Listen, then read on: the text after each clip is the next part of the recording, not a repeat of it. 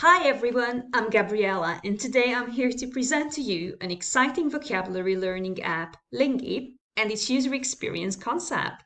So let's get started on our design journey and meet our user persona, Andor.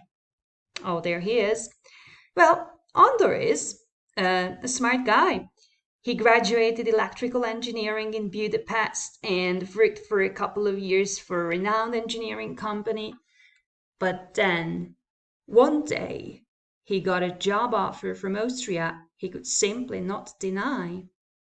So Andor took a leap of faith and moved to St. Marienkirchen in Austria and started a new life. Only problem? He did not speak German. Soon he realized he needed a way to cross the language barrier. Something on the go, but still versatile.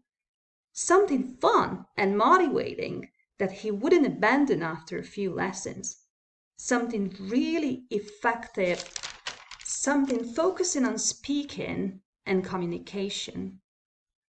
As you can see it from the highlighted words in his user stories, he just wants to have it all, doesn't he? Whew, well, that's a lot. Step by step and communicative approach. Loads of exercises, articles, videos, audiobooks, integrated dictionary, progress checks, and reminders. Well, at this point, it's clear that we just can't design a simple flashcard app for Andor, as he just needs the whole language learning experience. Something a little bit more efficient, meaningful, and communicative way. Just to study new vocabulary and expressions. But life gets tough on a 9 to 5, and quite possibly after the age of 30. Andor has limited time to study. He doesn't really like learning words by heart and needs loads of exercises and listening practice to memorize new words. Oh, and he failed his English exam 12 times at uni. Feels like a mission impossible at this point. But not with Lingi. Registration and onboarding is easy with Lingi, as you can see it from the low fidelity wireframes. Users have a lot of choice during the process. They can register with their email or social media accounts, or just skip registration and try the app as a guest.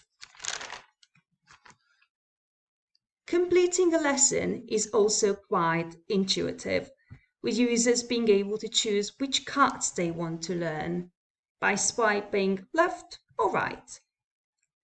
A new word card contains the image, example, and audio recording of the new word, and users can also practice writing or just saying it out loud.